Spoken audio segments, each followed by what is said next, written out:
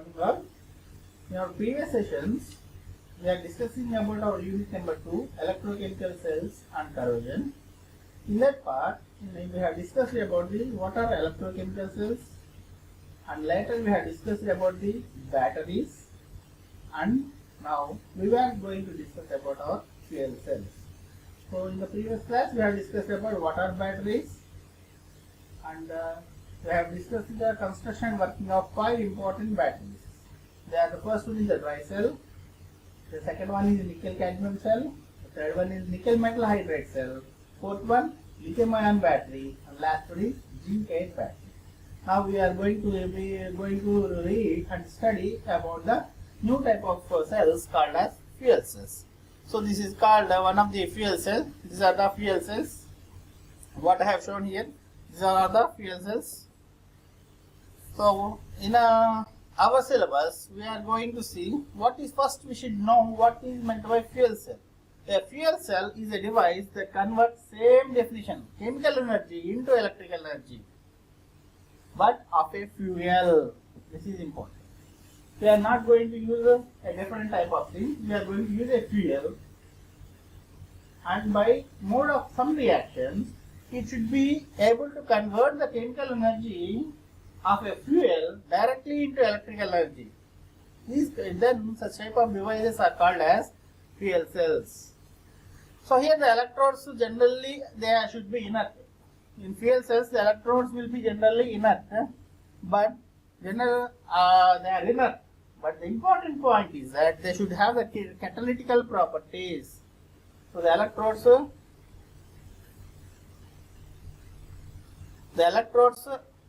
generally they are inert, but still they have some catalytical property.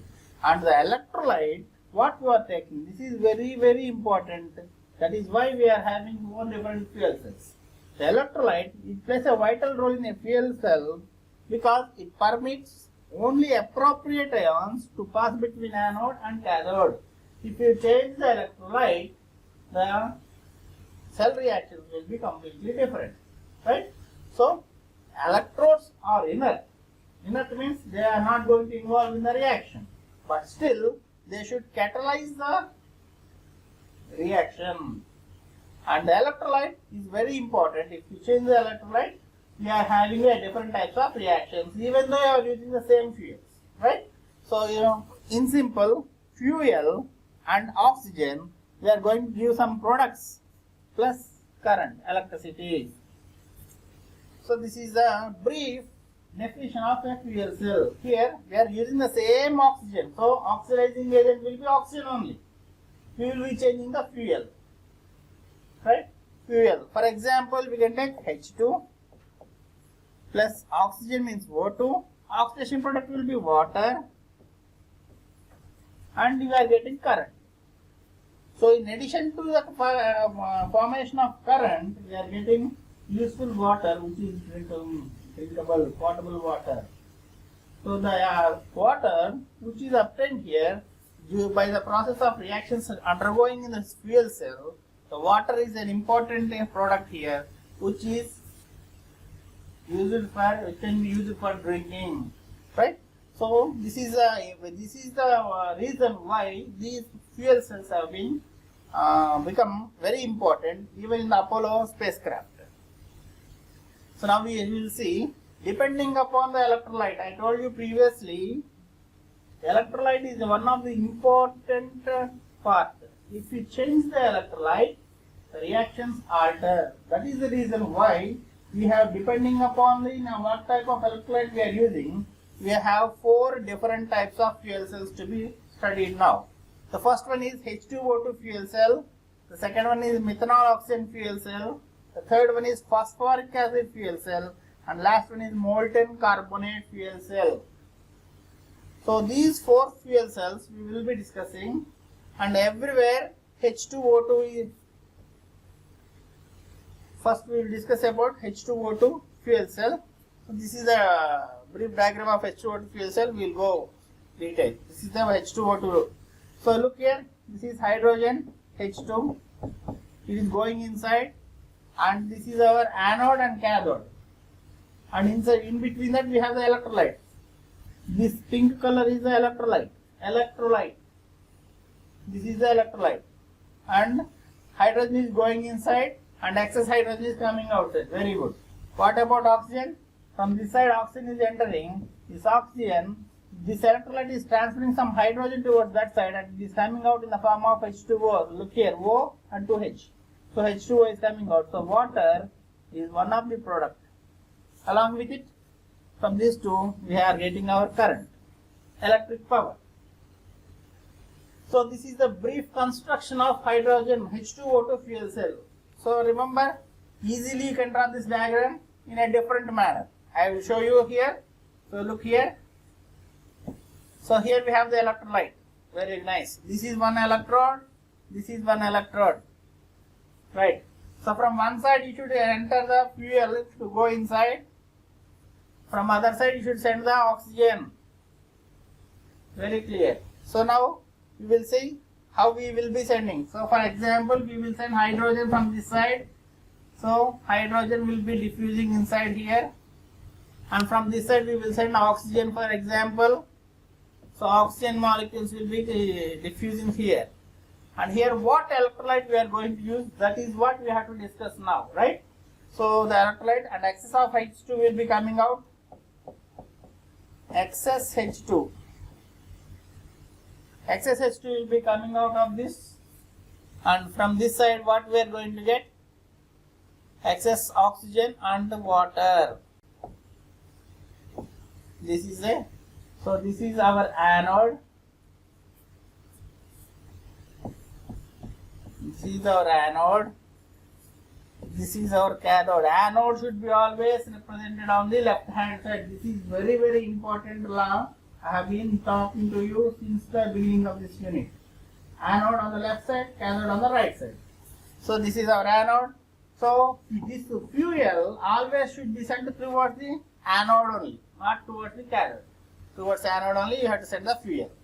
And this is our oxidizing agent, oxygen, right? Coming out oxygen. And this is our cathode. In between these two you are putting the electrolyte. Remember this electrolyte. If the electrolyte is KOH, we simply call it as H2O2 fuel cell, or it is also called as alkaline fuel cell. Right? In H2O2 fuel cell, the electrolyte will be base OH minus. OH minus. Clear? If you remember this, in H2O2 fuel cell, I told you generally it will be OH minus. So it is called as alkaline fuel cell. For methanol oxygen fuel cell, I have just changed the fuel here. Methanol, CH3OH is the fuel. Right? And the same you can take it. You can take the base, or you can take an acid, or you can take water as an electrolyte. This is very important, right?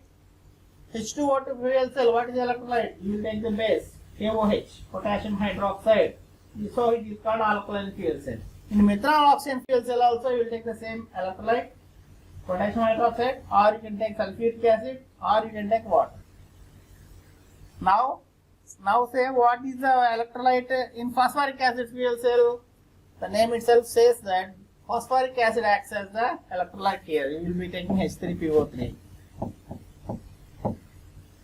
Phosphoric acid electrolyte is used in phosphoric acid fuel cell. Then what is the fuel? Same hydrogen, oxygen. Here also we will be sending hydrogen and oxygen only. But we are changing only the electrolyte. That is what I was saying.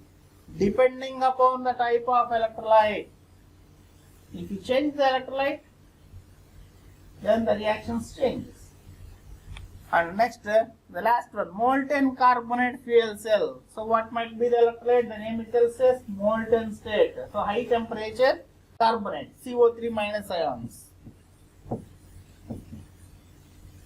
CO3 minus 2 ions might be the important electrolyte here, right? So depending upon the type of electrolyte here what you are used, we are differentiating into 4 important fuel cells. So we will now start the first one, H2O2 fuel cell. This is the brief diagram what I have drawn there. In this slide I have drawn the same diagram here only. You can remember this. If you remember that one, it is very easy for other one. So I told you just now, this is called as alkaline fuel cell. Why? Because we are using H2SO4, we are using a base, potassium hydroxide. Potassium hydroxide being a base, it is called as alkaline fuel cell. So the cell consists of two electrodes made up of porous graphite coated with a catalyst. What is the catalyst? Platinum or silver or metal oxide, anything you can take it as. So these are the electrolyte. One is, the left side is anode, the right side is cathode, in the middle we have the electrolyte. That we should be very, very clear. What is the electrolyte? Potassium hydroxide. Next.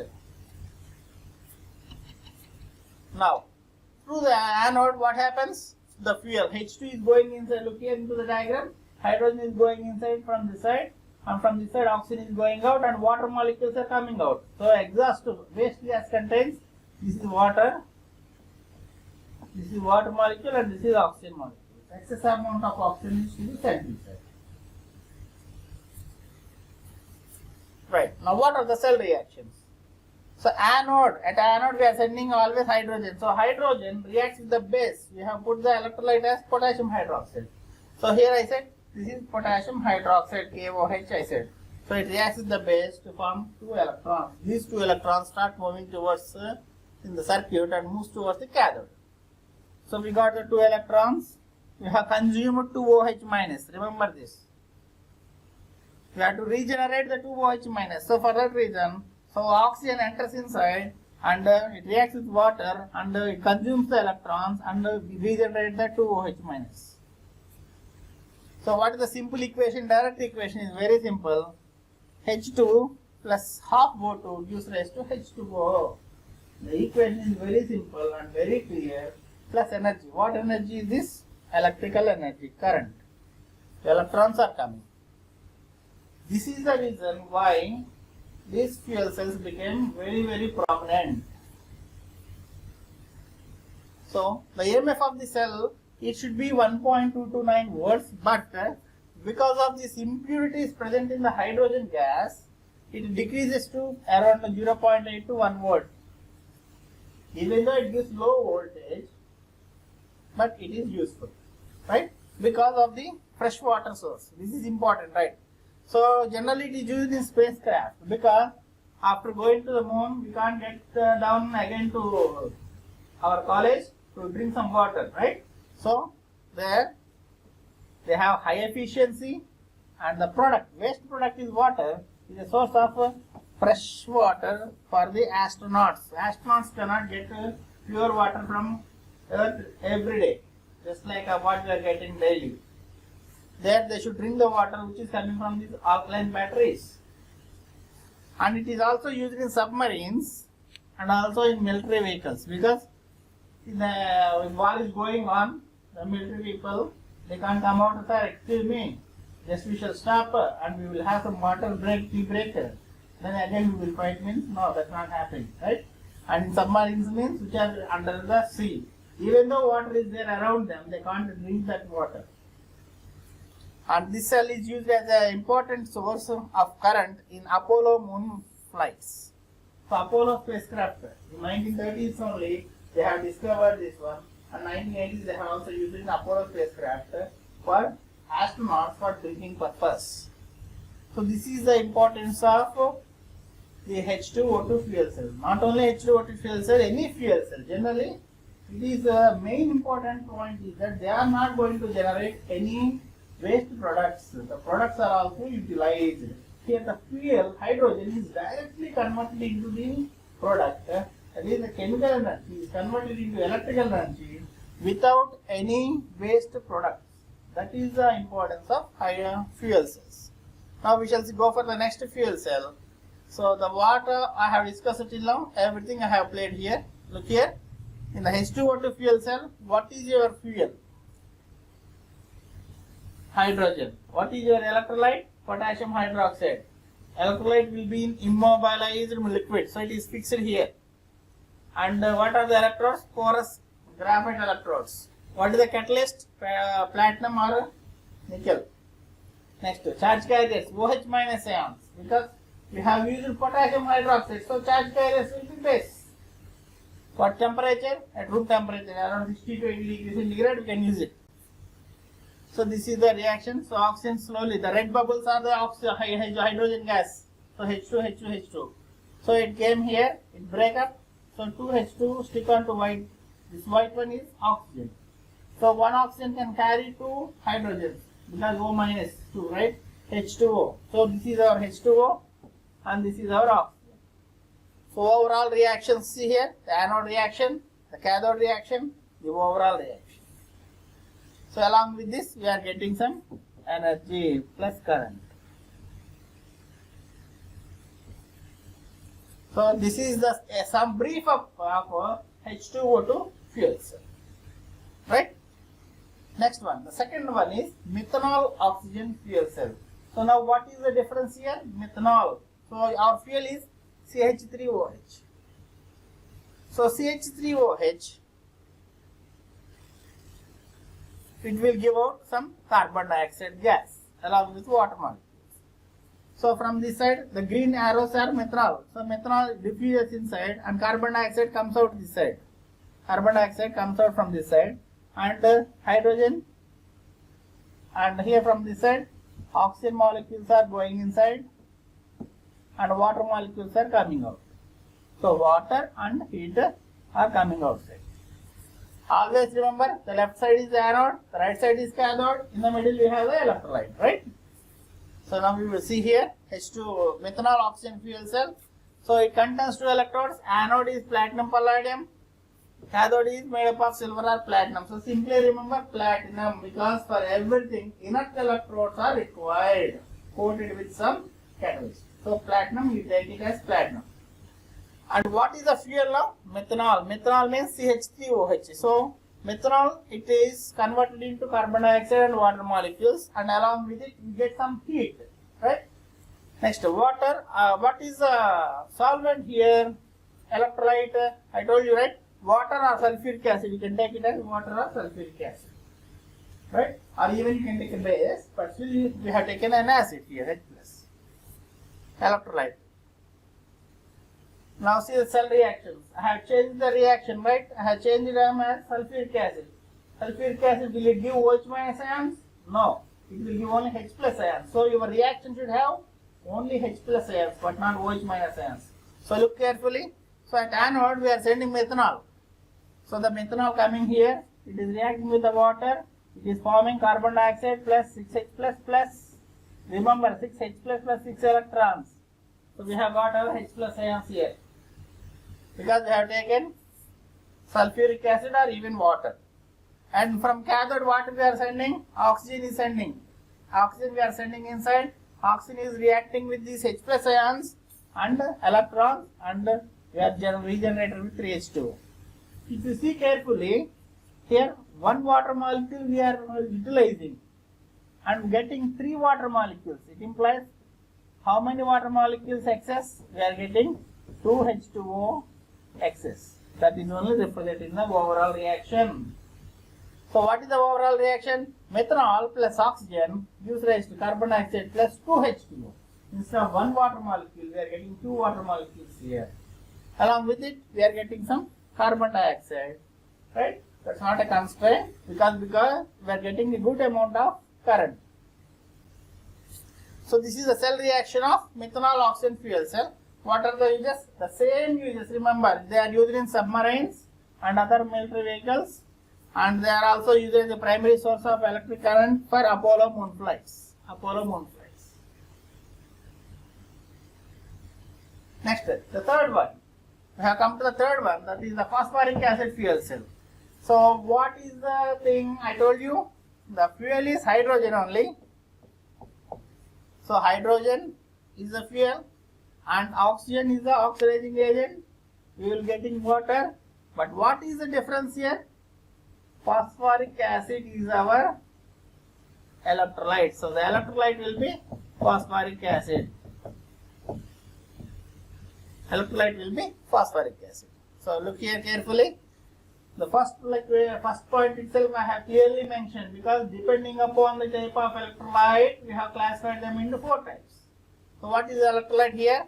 The phosphoric acid fuel cells used liquid phosphoric acid H3PO4 as the electrolyte saturated in silicon carbide. So H3PO4 plus silicon carbide. So it doesn't move here and there. And very important is the operating temperature is not 60 degrees, it's around 150 degrees to 210 degrees. So in order the reaction to enhance, to start, you should go up to a temperature of 210 degrees centigrade, 150 to 210 degrees centigrade. Our H2O2 fuel cell operated at 60 to 80 degrees centigrade, and methanol oxygen fuel cell also operated around 60 to 80 degrees centigrade. But coming to the phosphoric acid fuel cell, we have changed the electrolyte. Yes, phosphoric acid, H3PO4, we have got it. So using this H3PO4, this should be coming to reaction only at a higher temperature of 150 degrees to 210 degrees centigrade. So remember that. And electrodes, same carbon electrodes with coated with platinum catalyst. What is PAFC? Phosphoric acid fuel cell, PAFC, that's all. Phosphoric acid fuel cell. So phosphoric acid fuel cell has a more efficiency, 40% efficiency, right? 40% efficiency can generate current. So what are the reactions? Every time I say reaction, same reaction. Look carefully, because we are using H plus ions only, nothing more than that. Phosphoric acid is H3PO4. So hydrogen breaks down to form 2H plus 2 electrons. These 2H plus and 2 electrons are utilized by oxygen to generate water molecule. So H2 plus half O2 plus H2O gives us H2O plus current. This is our cell reaction. Simple. Phosphoric acid fuel cell is very simple to remember, right?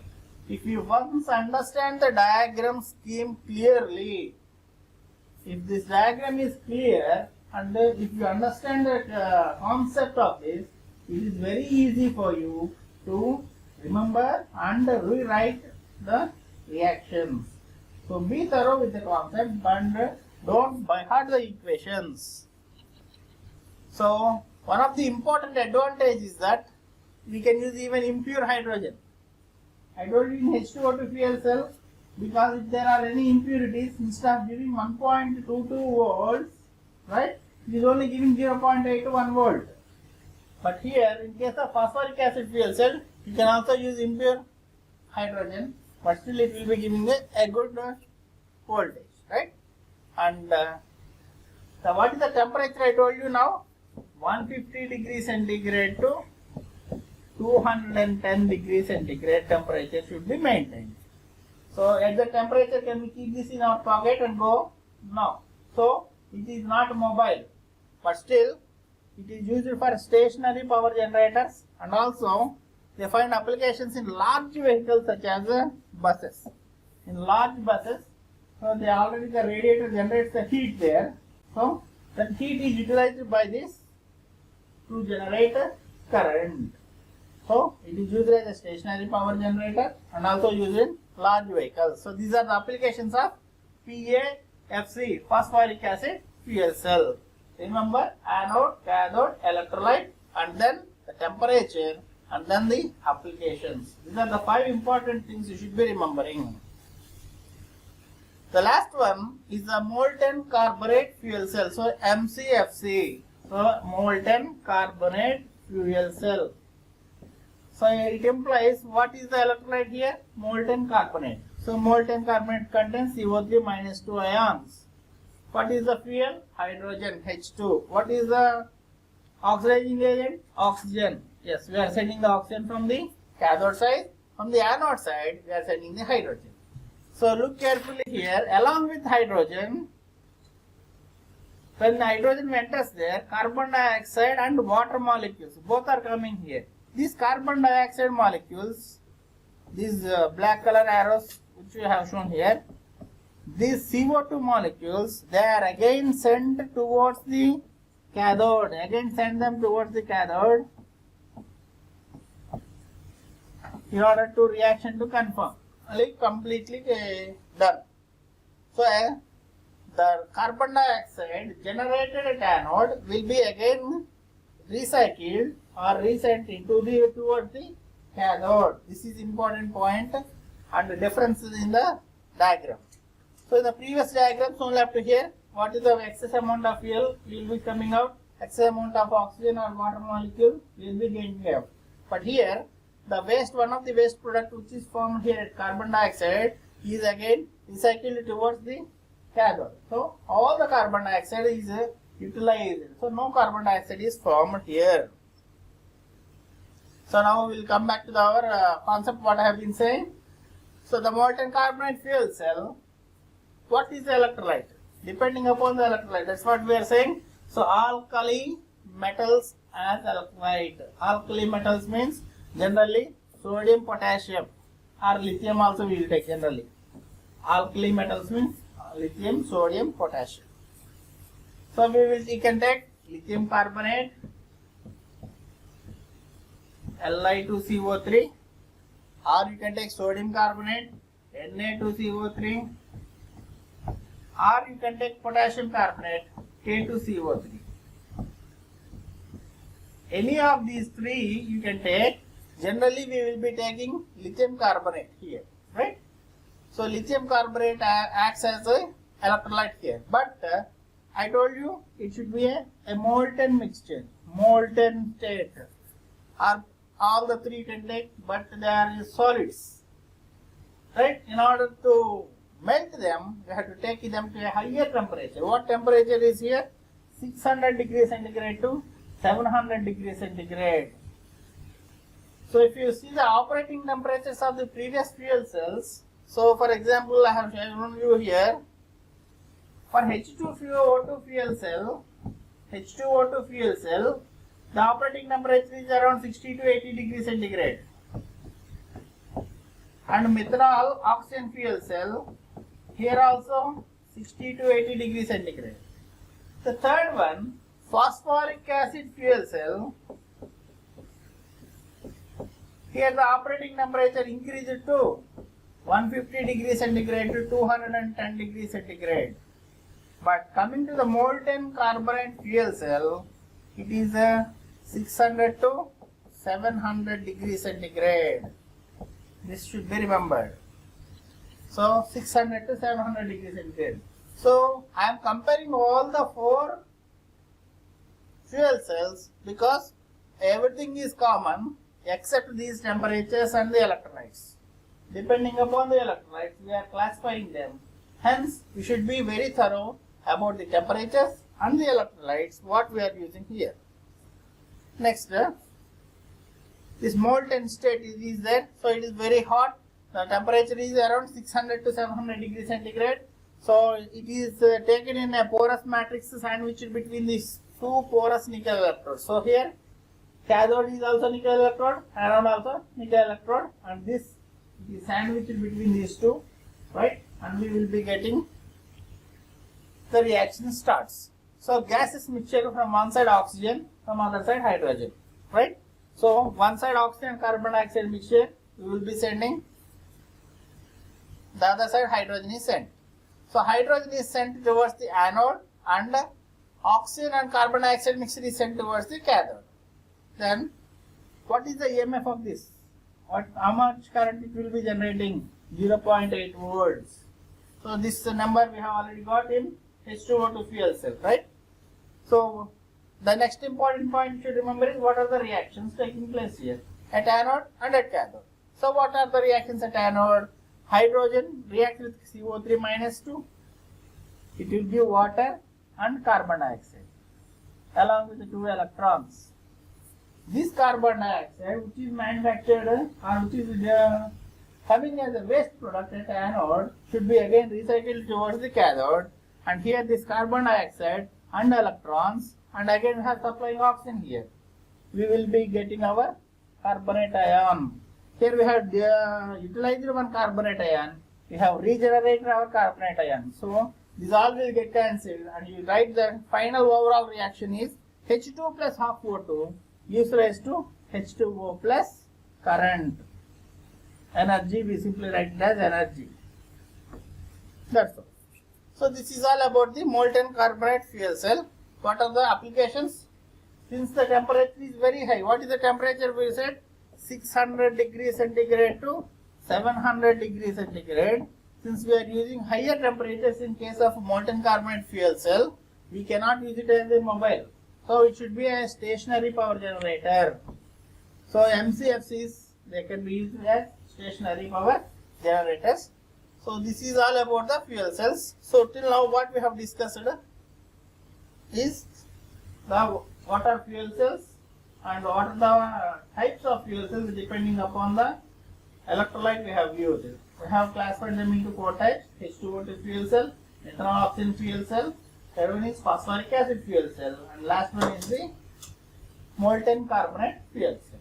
At last, for conclusion of this topic, we have to go for what are the advantages of fuel cells. We have been writing the advantages of each fuel cell, but we will summarize this. So why are we going for fuel cells? Even though we have batteries, why are we going for fuel cells? Because fuel is directly converted into electrical energy without any reactions here. So they are portable, and they are used for backup because stationary, and even buses we are using for transportation and stationary power applications. So these are the 4 important points I had to say. First one is portable power. Why are they portable? They are not heavyweight, they are lightweight. So then we set them even for to the moon, Apollo spacecraft, and long lasting. Next, prolonged amount of time a device can be used without any recharging. Even without any recharging, if you once send the fuel inside, you can use it for days and days, no problem. So it is portable power. Next is backup power. Why it is this backup power means? You will get this hydrogen fuel. If you are having the hydrogen fuel, you can use it as a backup power, and power comes in many sizes and types, but we generally use hydrogen as a fuel. This is important. If the hydrogen having any contaminations, your output power will be completely different. Next, transportation applications. So I said it is used in many transportation applications such as automobiles, buses. Even they are trying to prepare scooters and bicycles by using these fuel cells, because they operate around 60 to 80 degrees centigrade only, so that's not a constraint. So they are even having the research is still going on to prepare these fuel cells.